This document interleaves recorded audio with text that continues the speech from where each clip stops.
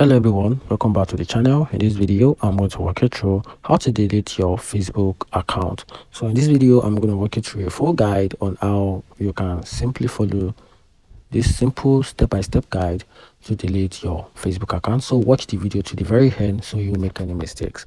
So let's get started. So the first thing you have to do for you to be able to permanently delete your Facebook account is to open the Facebook app on your phone or visit the website, which is facebook.com, www.facebook.com.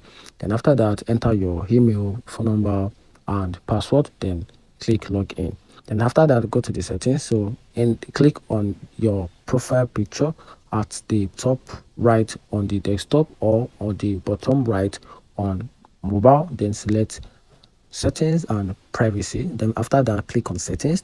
Then in settings, select account center, which is the metal settings. Then click personal details. After that, account ownership and control. After our personal details, click on account ownership and control, then select deactivation or deletion.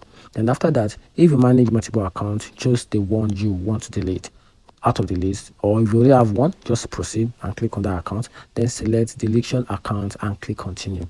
Then after that, Facebook will show warnings about data loss and option to download your data.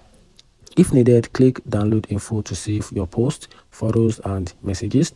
And after that, click continue and enter your password to confirm. Then after that, click delete account to finalize the request.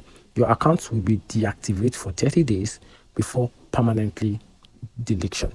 Then after that, you can now close the app. And here's the key important notes you need to notice. If you log in again within 30 days, your account, if you log in within 30 days, you can cancel the deletion. So after 30 days, your account post and message are permanently removed. And if you only want a break, choose deactivation instead.